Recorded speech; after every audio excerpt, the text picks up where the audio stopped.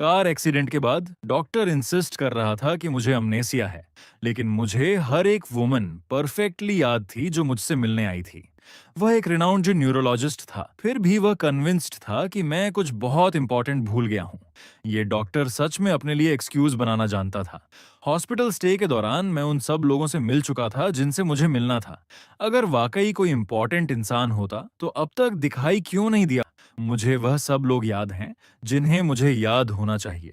ये कौन सी अमनेसिया है? मेरी छोटी बहन के जाने के बाद एक वुमन शार्प बिजनेस सूट पहने हुए अचानक मेरे हॉस्पिटल रूम में आ गई। Are you here to see if I am dead? अगर नहीं तो मुझे डिस्टर्ब मत करो। मिस्टर हैज, आप जाग गए। और आप कौन हैं? आप मुझे पहचानते नहीं? मैं लिंडा हूँ, मिस स्टर्लिंग की असिस्टेंट। मिस स्टर्लिंग कौन है? एथन। मिस स्टर्लिंग अभी बहुत बिजी हैं। अमनेसिया का नाटक करना बंद करो। चाहे तुम खुद को लटकाने की धमकी दो, इसका कोई फायदा नहीं होगा। इन अजीब बातों का सामना करके मैं पूरी तरह कंफ्यूज हो गया था। मुझे बिल्कुल समझ नहीं आ रहा था कि क्या हो रहा है, लेकिन उसका एटीट्यूड मुझे बहुत अनकंफर्टेबल कर रहा था। उसके डिस्गस्ट भरे एक्सप्रेशन को देखकर मुझे एक अजीब सी रिवल्शन महसूस हुई।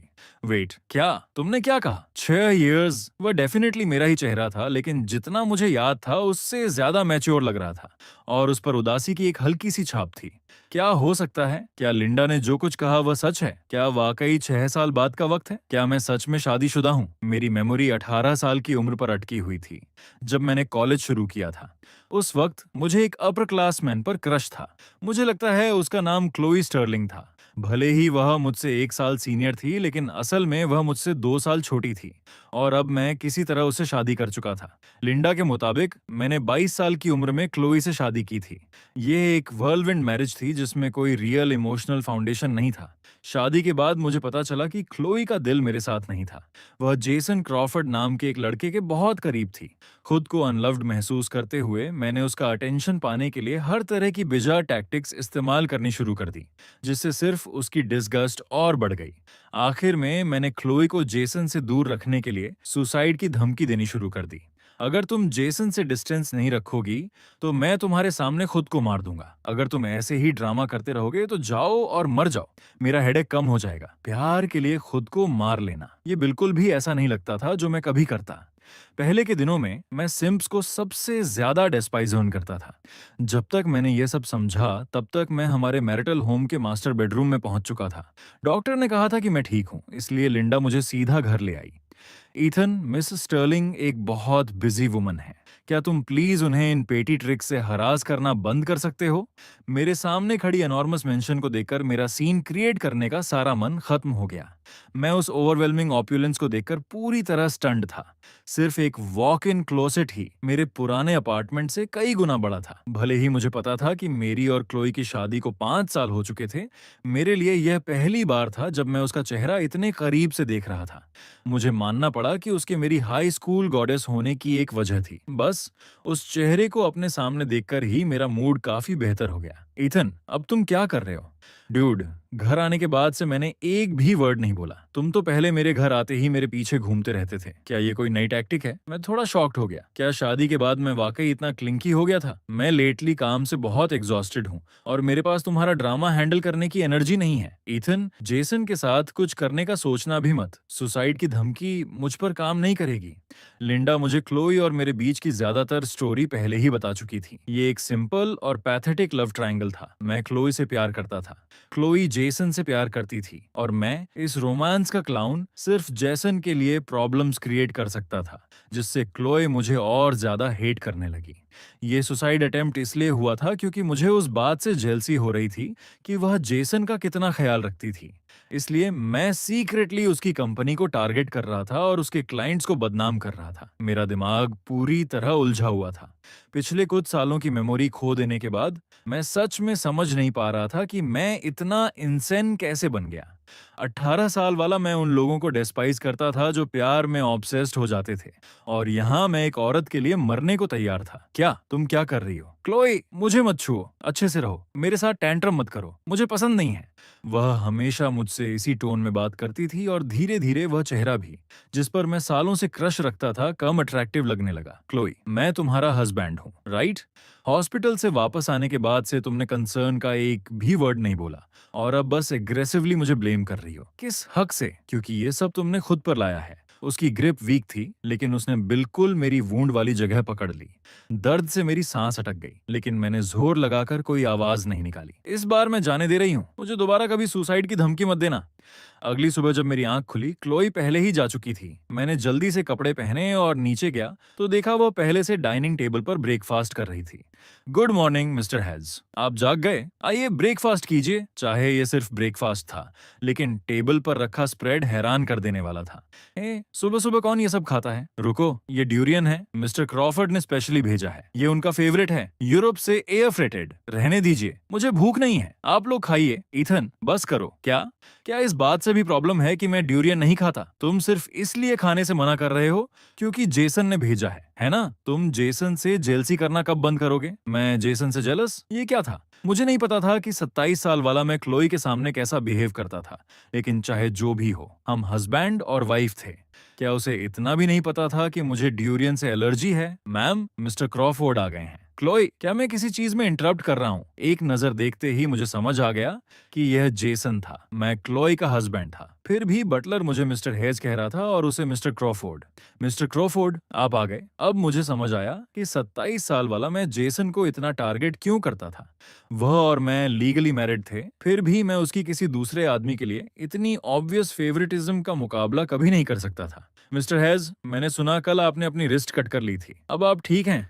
मुझे तुम्हारी कंसर्न की जरूरत नहीं। क्लोई, शायद मुझे चले जाना चाहिए। लगता है मिस्टर हैज मुझे देखकर खुश नहीं है।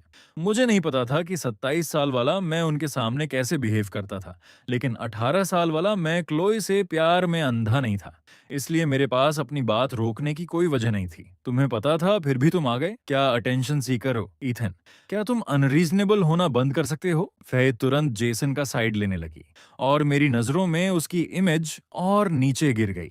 अपनी हाई स्कूल क्रश से शादीशुदा होकर उठना पहले एक्साइटिंग लगा था, लेकिन अब लग रहा था कि क्लोई कोई इतनी स्पेशल भी नहीं थी। क्लोई, मैं आज स्पेसिफिकली तुम्हें अपनी सेलिब्रेशन पार्टी में इनवाइट करने आया हूँ। ईथन, तुम भी आओगे, राइट?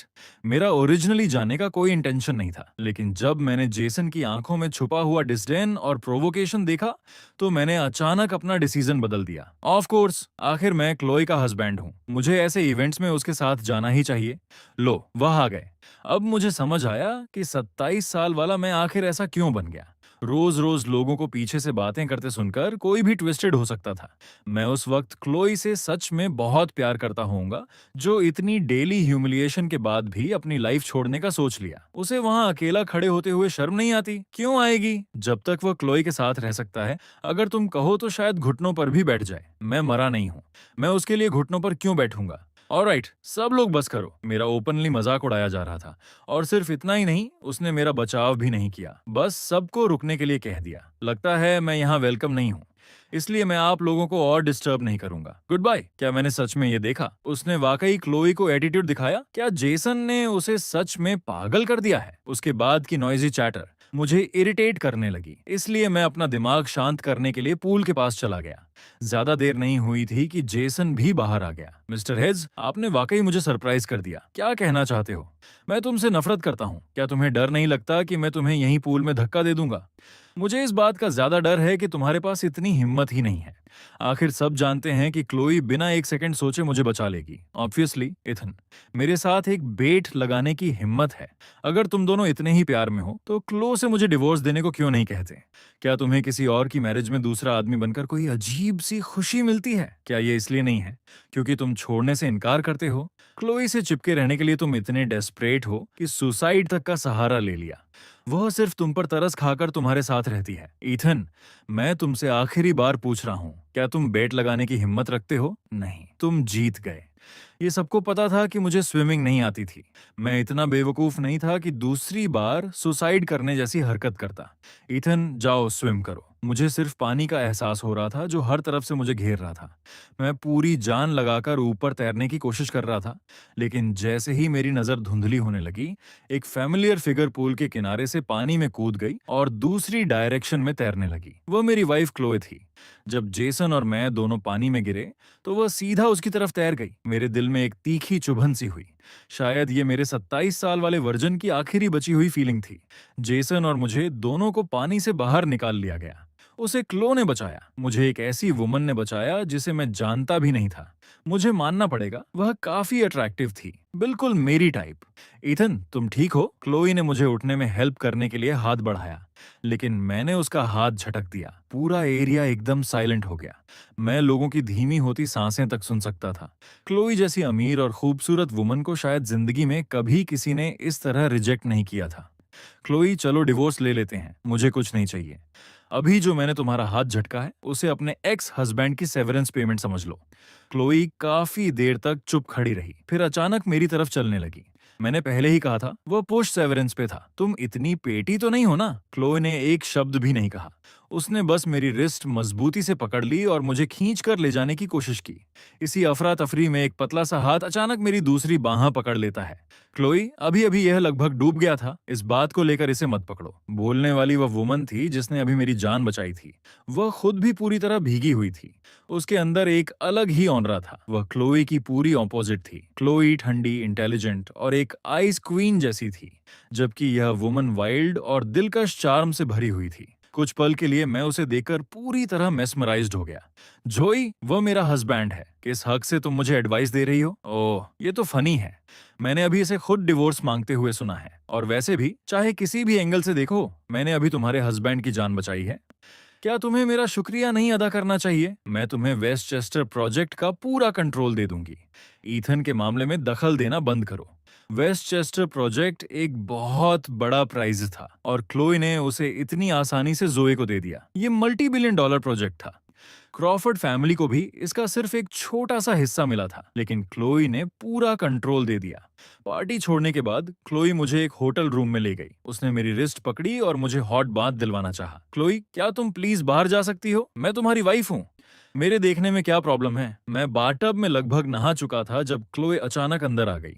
मुझे बिल्कुल आइडिया नहीं था कि वह क्या करने वाली है और मैं सरप्राइज में उछल पड़ा। ईथन, थैंक गॉड तुम ठीक हो। तुम्हें अंदाजा भी है मैं कितनी डर गई थी। मिस स्टर्लिंग, थोड़ा सेल्फ रिस्पेक्ट रखिए। मेरी जान जोए ने बचाई थी। क्लोई को ऐसी बात कहने का क्या हक था? मैं कभी नहीं भूल सकता था वह मंजर जब हम दोनों पानी में थे और वह जेसन की तरफ दौड़ पड़ी थी। भले ही मैं पिछले 5 सालों की यादें खो चुका था, उस पल मेरे दिल में एक आदिम सी चोट महसूस हुई। मुझे लगता है वह मेरे 27 साल वाले वर्जन की आखिरी जद्दोजहद थी। उसे पता था कि मुझे स्विमिंग नहीं आती, फिर भी उसने पहले जेसन को बचाना चुना। अगर जोई नहीं होती तो मैं कब का मर चुका होता। लगातार 2 बार मौत के इतने करीब जाने के बाद मुझे उस वुमन के लिए कुछ महसूस नहीं होता था जिस पर कभी मेरा क्रश था। मैं गलत थी, मैं प्रॉमिस करती हूँ ऐसा दोबारा कभी नहीं होगा। ठीक है, अब इससे कोई फर्क नहीं पड़ता। जब हम डिवोर्स ले लेंगे तुम जिसे चाहो बचा सकती हो, उससे मेरा कोई लेना देना नहीं होगा। मुझे पता है तुम गुस्से में हो, लेकिन बात वैसे नहीं है जैसे तुम सोच रहे हो। और डिवोर्स के लिए मैं एग्री नहीं करती। किस हक से? क्लोई, मैं तुम्हें बता रहा हूँ, चाहे कुछ भी हो जाए मैं तुमसे डिवोर्स लेकर रहूंगा। क्लोई परेशान सी लग रही थी, लेकिन उसे पता था कि मुझे गुस्सा होने का पूरा हक है, इसलिए उसने खुद को रोक लिया। जब मैं बेडरूम में गया तो उसने फिर से जिद करके मुझे बाहों में ले लिया। चलो बस आज रात अच्छी तरह सो जाते हैं, कल इस बारे में बात कर लेंगे, ठीक है? क्लोई, छोड़ो मुझे मजबूर मत करो कि मैं हाथ उठाऊं। मैं सोच भी नहीं सकता था कि मेरा 27 साल वाला वर्जन कितना पैथेटिक रहा होगा, जो उसे लगता था कि इतना सब होने के बाद भी वह मुझे बस मना लेगी। अगर तुम्हें नींद नहीं आ रही तो हम कुछ और कर सकते हैं। क्या मैंने तुम्हें चोट पहुंचाई? उस पल उसकी आंखों में जो घबराहट थी, उसने लगभग मुझे यकीन दिला दिया कि शायद वह वाकई मेरी परवाह करती है। लेकिन मैंने तुरंत उस भ्रम को तोड़ दिया। जो औरत मेरी जिंदगी या मौत की परवाह नहीं करती, वह एक छोटी सी चोट की परवाह कैसे कर सकती है? कहाँ दर्द हो रहा है, जल्दी बताओ। क्लोई अचानक मेरी बैंडेज्ड हैंड को देखकर सन्न रह गई। उसने हमेशा यही सोचा था कि मैं सिंपैथी पाने के लिए इंजरी का नाटक कर रहा हूँ। उसने कभी इमेजिन भी नहीं किया था कि यह सच में रियल है। ईथन, तुमने वाकई ये कर दिया, अब खुश हो? तुम्हें ये करने की परमिशन किसने दी? क्या तुम मेरी फीलिंग्स की जरा भी परवाह करते हो? तुमने अभी अभी मुझे लगभग डूबते हुए देखा था। मेरे शब्द उसके दिल में सुई की तरह चुभ गए। मैंने उसकी गहरी आंखों को एक पल के लिए हिलते हुए देखा। हिलो मत, मैं डॉक्टर को बुलाती हूँ। जेसन डॉक्टर के साथ आ गया। क्लोई, क्या ईथन ठीक है? वह ठीक है, तुम घर जाकर आराम करो। यहाँ की चीजों की चिंता करने की जरूरत नहीं है, लेकिन मुझे बहुत बुरा लग रहा है। आखिर मिस्टर हैज लगभग मेरी वजह से डूब गए। हम्फ, बाहर से तो तुम काफी डिसेंट लगते हो, लेकिन एक्टिंग काफी अच्छी कर लेते हो। अफसोस की बात है कि मैंने पहले तुम्हारी रिकॉर्डिंग नहीं की। पता नहीं क्लोई क्या सोचेगी अगर उसे पता चले तुमने मुझसे क्या कहा था। एथन, बात करना बंद करो, बस आराम करो। जब मुझे टाइम मिलेगा मैं कल तुमसे मिलने आऊंगी। बस जाओ, और साथ में डिवोर्स पेपर्स भी ले आना। अगर तुम नहीं बनवाओगी तो मेरा लॉयर बना देगा। उसकी दौलत शायद हद से ज्यादा थी। अगर एग्रीमेंट वो खुद बनवाती तो सब कुछ ज्यादा क्लीन रहता और वह मुझे पैसों के पीछे पड़ने का इल्जाम भी नहीं लगा सकती थी। ईथन, मैं तुमसे डिवोर्स नहीं ले रही, ये बात अपने दिमाग से निकाल दो। मैंने अपना फोन उठाया। सबसे पहले मैंने अपनी बर्थडे डेट पासकोड के रूप में ट्राई की, लेकिन फेल हो गया। कुछ और कॉमन नंबर ट्राई करने के बाद भी फोन अनलॉक नहीं हुआ। आखिर में मैंने क्लोए का बर्थडे डाला। फोन तुरंत खुल गया। मेरे मुंह से एक बेबस और कड़वी हंसी निकल गई। फिर मैंने बिना देरी किए पासकोड बदलकर अपनी बर्थडे डेट रख दी।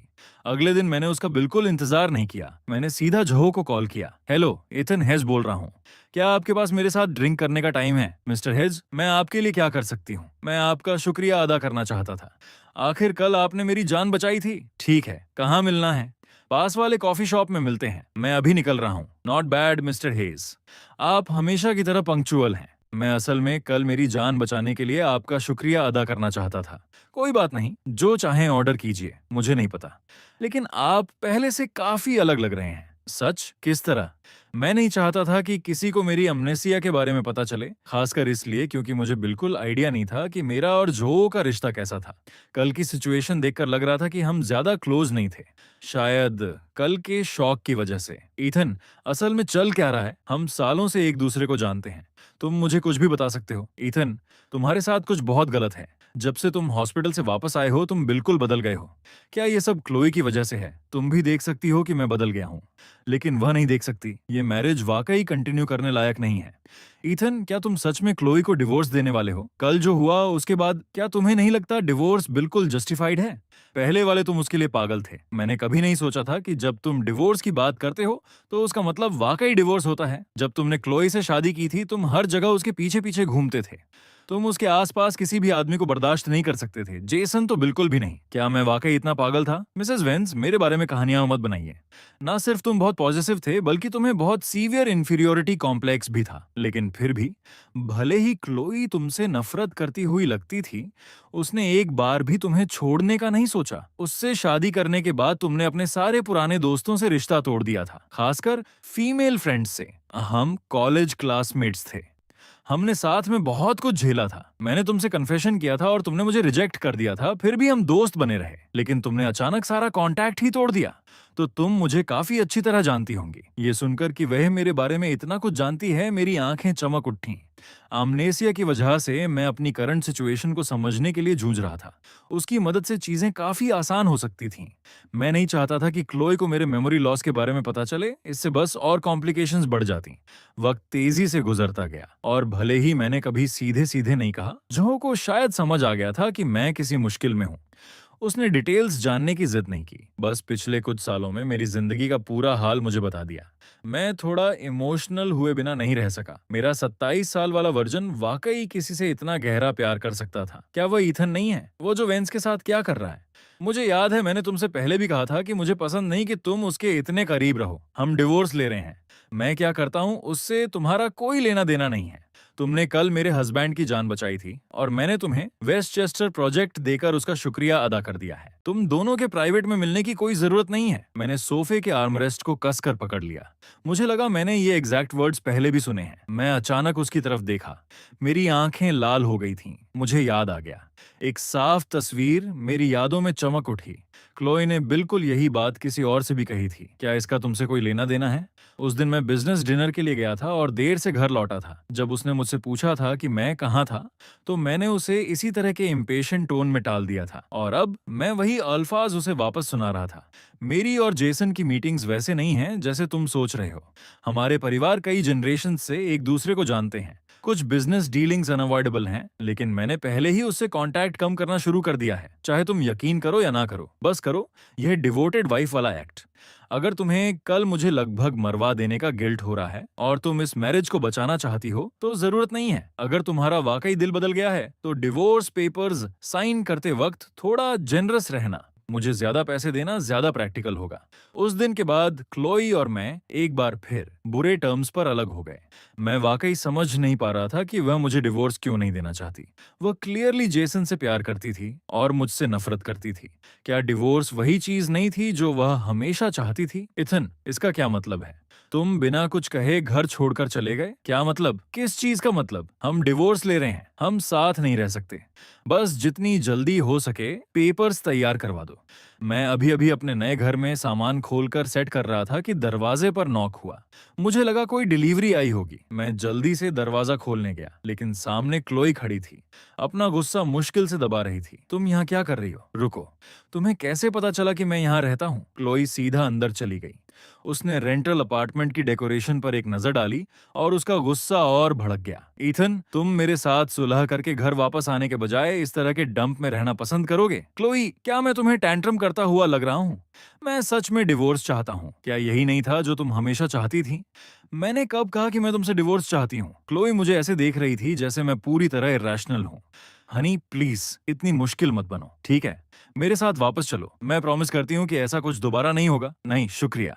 बस डिवोर्स पेपर्स रेडी रखना। हनी, क्या तुम्हें वाकई बात को इतना दूर तक ले जाना जरूरी है? मैंने तुमसे कहा ना, मैं सीरियस हूँ। मैं कोई गेम नहीं खेल रहा। क्या तुम वाकई इस अंधेरी और नमी भरी जगह में अकेले सोगे? तुम मेरे बिना अकेले सो ही नहीं सकते।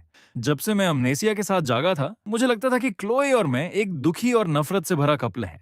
लेकिन उसकी बातों से ऐसा लग रहा था जैसे हम एक प्यार करने वाले कपल हों जो बस थोड़ा बहुत झगड़ते रहते हैं। क्लोई, मैंने फैसला कर लिया है। मैं तुमसे डिवोर्स ले रहा हूँ। मैं एक और दिन भी ऐसे नहीं जी सकता। क्लोई को बाहर निकालने के बाद मैंने अपना नया घर सेट करना शुरू कर दिया। कंपनी के काम की बेसिक अंडरस्टैंडिंग मुझे हो गई थी, लेकिन फिर भी सब कुछ हैंडल करना मुश्किल था। इसलिए मुझे काफी वक्त लगाकर चीजें कैचअप करनी पड़ रही थीं। उस शाम जब मैं काम से घर लौटा, मैंने फेसबुक खोला और मैंने देखा कि जेसन ने एक फोटो पोस्ट की थी। वह जेसन और क्लोए की एक फोटो थी जिसके कैप्शन में एक सजेस्टिव लाइन लिखी हुई थी। अगर हम बस एक दूसरे को मिस न करते तो क्या आज तुम्हारे साथ खड़ा आदमी मैं होता? मैं हंस पड़ा। क्या वह सीधा सीधा ये इम्प्लाई नहीं कर रहा था कि क्लोए की मेरे साथ मैरिज बिना प्यार की है और आखिर में वह मुझे डिवोर्स देकर उसके साथ रहेगी? मैंने पोस्ट को लाइक किया, कमेंट किया, परफेक्ट फॉर ईच अदर, और फिर तुरंत उसे अनफ्रेंड कर दिया। मैंने क्लोए का नंबर भी ढूंढा और उसे हर जगह ब्लॉक कर दिया। तुमने मुझे ब्लॉक कर दिया? सॉरी, मुझे तुम्हें सीधा ब्लॉक नहीं करना चाहिए था। मैं भूल गया था कि अभी हमारा डिवोर्स नहीं हुआ है। क्या तुम डिवोर्स पेपर्स लेकर आई हो? परफेक्ट। मैं आज छुट्टी ले लेता हूँ और साइन करने के बाद सीधा डिवोर्स फाइनलाइज कर देते हैं। ईथन, अभी के अभी मुझे अनब्लॉक करो। नहीं हनी, आई एम सॉरी, ठीक है? प्लीज मुझे दोबारा ऐड कर लो। मुझे तुम्हारा नंबर भी याद नहीं है। तुम्हें मेरा नंबर याद नहीं? हाँ, तो तुम मेरा नंबर कैसे भूल सकते हो? तुम्हें पहले वह जुबानी याद था। क्रैप, उसे पता चल गया। मैं बस भूल गया। वैसे भी हम डिवोर्स ले रहे हैं। क्या मुझे तुम्हारा नंबर भूलने का हक नहीं है? ईथन, तुम्हें हुआ क्या है? जब से तुम अपनी सुसाइड अटेम्प्ट के बाद जागे हो, तुम बिल्कुल अलग इंसान बन गए हो। क्या ये नॉर्मल नहीं है? इतने ट्रॉमेटिक एक्सपीरियंस के बाद लोग बदल जाते हैं। क्या तुम सच में एक्सपेक्ट कर रही थी कि मैं फिर से पप्पी की तरह तुम्हारे पीछे पीछे घूमूंगा? क्लोई ने मुझे देखा। उसकी आंखों में एक खतरनाक सी चमक थी। उसने मेरी बात को पूरी तरह इग्नोर कर दिया। चुपचाप मेरा फोन छीन लिया और आदत के मुताबिक अनलॉक करने की कोशिश की, लेकिन पासकोड गलत निकला। तुमने पासकोड बदल दिया? हाँ, तो तुम्हारा पुराना पासकोड मेरा बर्थडे था। क्लोई, मेरा फोन वापस दो। मुझे काम पर जाना है। आज छुट्टी ले लो। अगर तुम चाहो तो मैं तुम्हारे लिए पूरी कंपनी खरीद सकती हूँ। क्लोई ने कुछ और पासकोड्स ट्राई किए। हमारी एनिवर्सरी? गलत। उसने होंठ भींच लिए। फिर मेरा बर्थडे ट्राई किया। फोन तुरंत अनलॉक हो गया। क्लोए ने मुझे एक गहरी नजर से देखा, कुछ नहीं कहा और पासकोड बदलकर हमारी वेडिंग एनिवर्सरी रख दिया। मैंने तुरंत फोन वापस छीन लिया और अनलॉक करने की कोशिश की, लेकिन फोन नहीं खुला। क्लोई, तुम्हें किसने हक दिया मेरा पासकोड चेंज करने का? पासकोड हमारी एनिवर्सरी है, तुम इसे दोबारा चेंज कर सकते हो। उसकी बात सुनकर मैं जमसा गया। हमारी एनिवर्सरी? मुझे अमनेसिया था। उसके साथ मेरा इकलौता कनेक्शन सालों पुराना क्रश था, और अब जब मुझे उसकी असली घटिया नेचर का पता चल चुका था, तो उसका खूबसूरत चेहरा, हॉट बॉडी और बेपनाह दौलत मेरे लिए कोई मायने नहीं रखती थी। मुझे उसके बारे में ऐसी छोटी डिटेल्स जानने की बिल्कुल भी इच्छा नहीं थी। तुम्हें अमनेसिया है ना? तुम्हें बस याद नहीं है। ये नहीं कि तुम मुझसे प्यार नहीं करते। जब तुम्हारी मेमोरी वापस आ जाएगी, तुम कभी मुझसे डिवोर्स नहीं लेना चाहोगे। उसकी बातें मुझे घिन दिला रही थीं, और मैं इस बात से भी डरा हुआ था कि अगर मेरी मेमोरी वापस आ गई, तो कहीं मैं फिर से वही पैथेटिक 27 साल वाला ईथन ना बन जाऊं। मेरा वह वर्जन बहुत ही ट्रेजिक था। मैं तो चाहता था कि मुझे कभी कुछ याद ही ना आए। ईथन, तुम कब आए? रुको, तुम्हारे पास मेरे अपार्टमेंट की कैसे है? मैंने लैंडलॉर्ड से कांटेक्ट किया और बगल वाला अपार्टमेंट रेंट पर ले लिया। मुझे की दो, मैं कल ही शिफ्ट हो रहा हूँ। तुम कितना कुछ भूल चुके हो। मैंने कुछ नहीं भूला। किसने कहा कि मैंने भूला है? मैं तुमसे डिवोर्स इसलिए ले रहा हूँ क्योंकि मैं तुमसे प्यार नहीं करता। मैं कितनी बार कहूँ? मेरे सेंटेंस पूरा करने से पहले ही क्लोई ने पीछे से मुझे बाहों में भर लिया। ऐसी बातें मत करो, तुम्हें अमनेसिया है, इसलिए मैं तुम्हारी बात का बुरा नहीं मानूंगी। जब तुम्हें सब याद आ जाएगा, तब हम यह सब सेटल कर लेंगे। क्लोई, तुम कब रुकोगी? तुम मुझसे प्यार नहीं करती, तुम मेरे साथ बहुत बुरा बर्ताव करती हो, तो मैं तुम्हारे साथ क्यों रहूं? तो क्या हुआ अगर मुझे अमनेसिया है? मैं बहुत पहले से तुम्हें छोड़ना चाहता था, हम बस झगड़ रहे हैं। ईथन, मैं तुम्हें पहले ही एक्सप्लेन कर चुकी हूँ, वह सब एक एक्सीडेंट था। जेसन के साथ वैसा कुछ नहीं है जैसा तुम सोच रहे हो।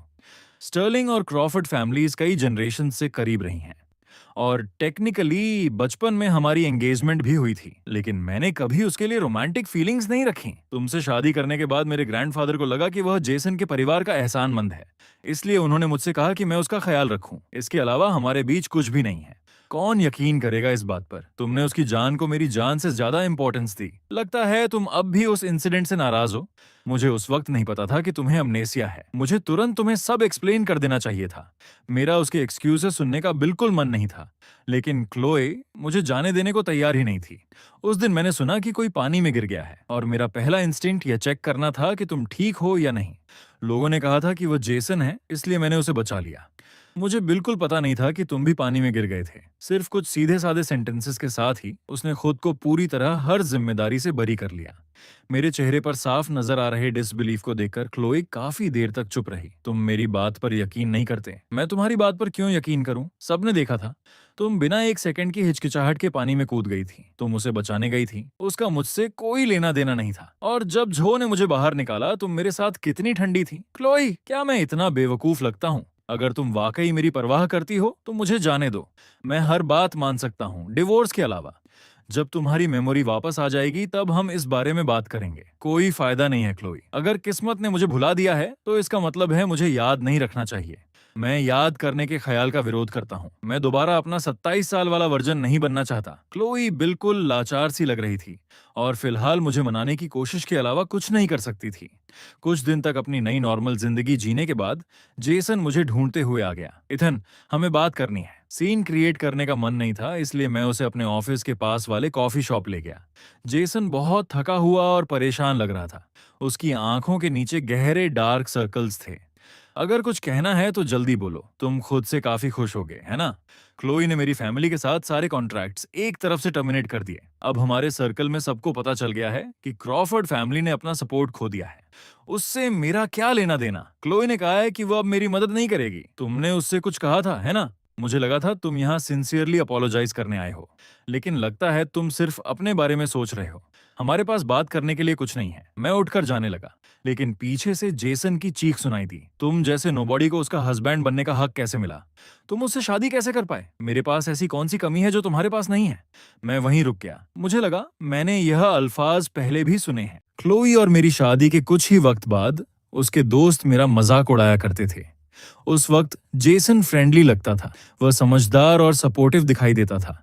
वह मुझे बहुत सारी एडवाइस देता था, लेकिन उसकी हर एडवाइस का नतीजा यही होता था कि मैं सबके सामने और ज्यादा एम्बेरस हो जाता। मैं धीरे धीरे इनसिक्योर, डरपोक और पैरानॉइड बनने लगा। एक के बाद एक तस्वीरें मेरी आंखों के सामने चमकने लगीं। मुझे यकीन था कि यह मेरी ही यादें हैं। इथन, मैं तुमसे माफी मांग सकता हूँ, लेकिन तुम्हें क्लोई से बात करनी होगी। मुझे तुम्हारे और क्लोई के मामले में बिल्कुल इंटरेस्ट नहीं है। मुझ पर एक एहसान करो, उसे कह दो कि मैं तुम दोनों में से किसी को भी दोबारा नहीं देखना चाहता। हम हमेशा ऐसी सिचुएशंस में ही क्यों मिलते हैं? राइट क्लो, ये मेरे हस्बैंड हैं, प्लीज इनसे दूर रहो। मैं इनके साथ कुछ नहीं कर रहा था। देखो तुम कितनी टेंस हो। जेसन, तुम हमेशा ईथन को मेरे पीछे क्यों परेशान करते रहते हो? वह ही मुझे परेशान कर रहा है। जेसन का चेहरा ठंडा और सख्त हो गया। सिर्फ क्लो को देखकर ही उसका एक्सप्रेशन थोड़ा नरम पड़ा।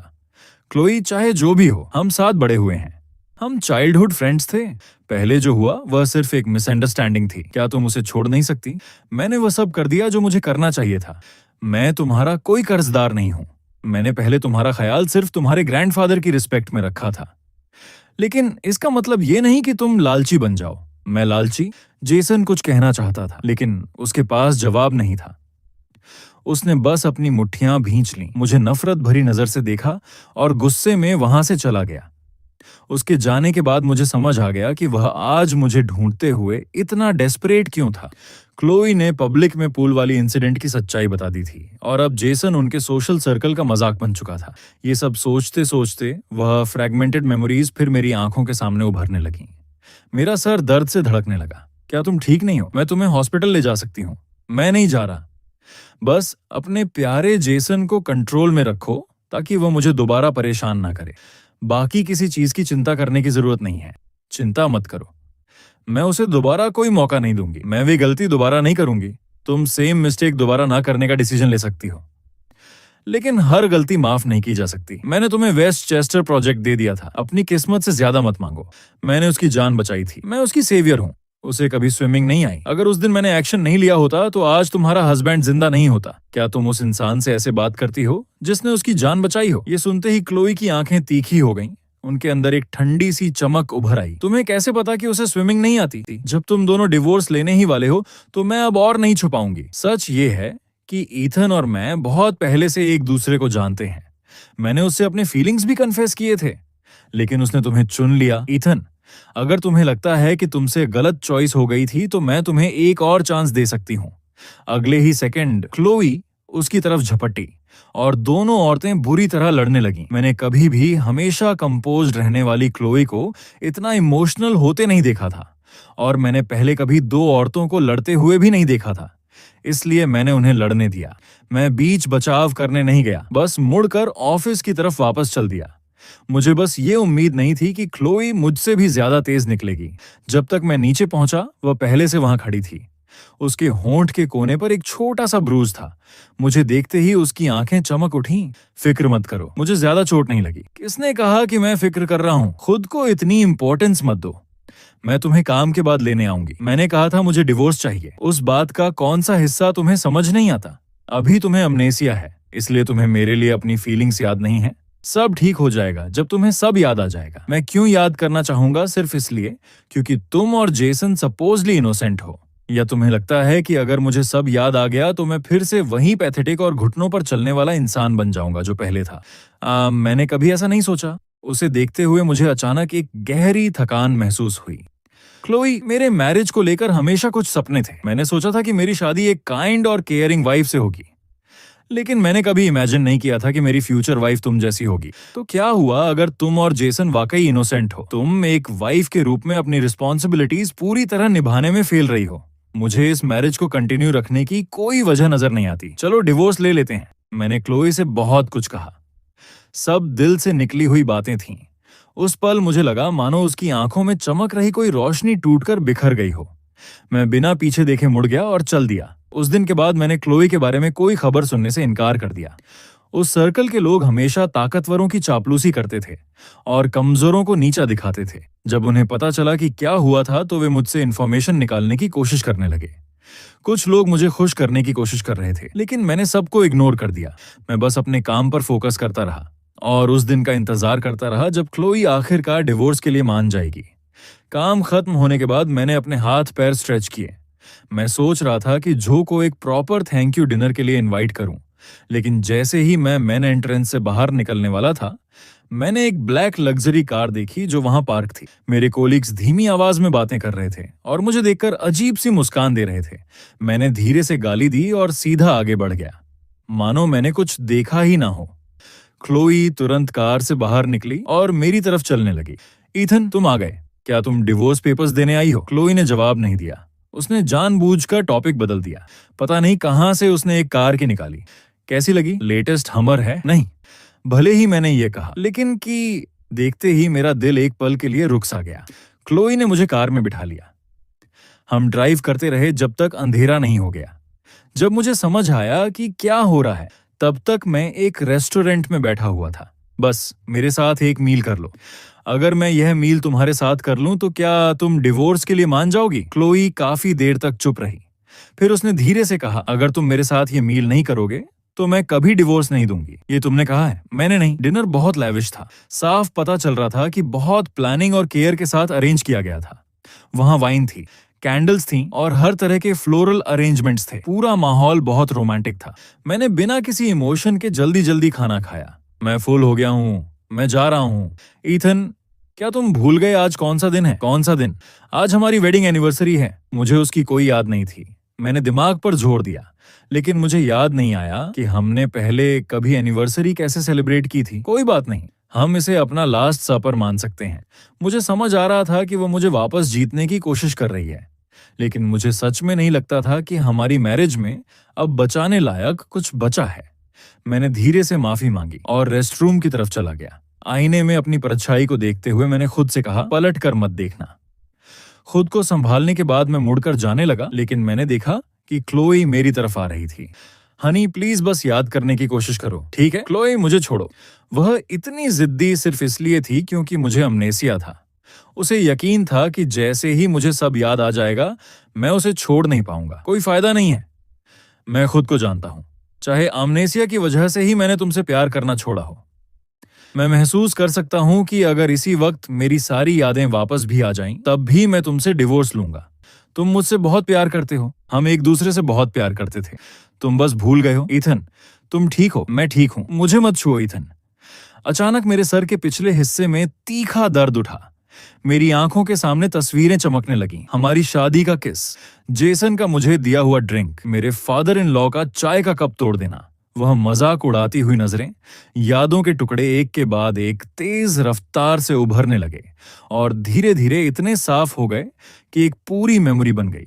मुझे सब याद आ गया। हमारी पहली बार, हम कैसे साथ आए, हमने कैसे शादी की, जेसन को लेकर हम कैसे लड़ते थे, और मुझे यह भी याद आ गया कि सब लोगों ने मिलकर मुझे किस तरह बेवकूफ बनाया था। कैसे मेरे ही ससुराल वालों के सामने मुझे जलील किया गया था। सारा दर्द एक बार फिर मेरे सामने खुलकर आ गया। मेरा दिल इतना दुख रहा था कि आखिरकार सुन्न हो गया। अब समझ आया कि मैं सब कुछ क्यों भूलना चाहता था। अब समझ आया कि मुझे कुछ याद क्यों नहीं था। वह यादें इतनी दर्दनाक थीं। क्या हुआ ईथन? क्लो, मुझे तुमसे घिन आती है। मैंने उसकी आंखों में देखा, अपना सीना पकड़ा और बेहोश होकर जमीन पर गिर गया। जब मेरी आंख फिर खुली, मैं हॉस्पिटल में था। वहीं पुराना डॉक्टर मेरे पुपिल्स चेक कर रहा था और क्लोई बेड के पास बैठी थी। उसके हाथ कसकर बंधे हुए थे। जैसे ही उसने देखा कि मैं जाग गया हूं, उसने तुरंत डॉक्टर को बुला लिया। वह जाग गया। अब कैसा महसूस कर रहे हो? ज्यादातर सब ठीक है, बस एक्सट्रीम इमोशनल डिस्ट्रेस का केस है। पहले उसके दिमाग में एक छोटा ब्लड क्लॉट था, लेकिन इम्पैक्ट की वजह से वह हट गया। उसे बस आराम की जरूरत है। इसके सर पर चोट कब लगी? तुमने मुझे बताया क्यों नहीं? कोई फायदा नहीं है क्लोए, चलो डिवोर्स ले लेते हैं। मैंने तुमसे कहा था कि तुम्हें अभी कुछ याद नहीं है। जब तुम, मुझे सब याद है। मुझे सब कुछ याद आ गया है और फिर भी मैं डिवोर्स चाहता हूँ। क्लोई की आंखें जोर से कांप उठीं, जैसे उसे यकीन ही ना हो। मैंने कभी उसके चेहरे पर इतना गहरा दुख नहीं देखा था, लेकिन मुझे पता था कि मेरा फैसला सही है। मैं बहुत थक गया हूँ। तुम्हारे साथ रहना बहुत दर्द देता है। क्लोई, चलो डिवोर्स ले लेते हैं। मैं डिवोर्स शब्द अनेक बार बोल चुका था। हर बार क्लोई का रिएक्शन स्ट्रांग होता था, लेकिन मैंने उसे पहले कभी इतना टूटकर बिखरते नहीं देखा था। क्लोई, चलो शांति से अलग हो जाते हैं। हॉस्पिटल से डिस्चार्ज होने के बाद मैंने काफी वक्त तक क्लोई को नहीं देखा। मैं अपनी बात बिल्कुल साफ कर चुका था, इसलिए शायद उसे आखिरकार समझ आ गया था। मेरी जिंदगी धीरे धीरे नॉर्मल होने लगी।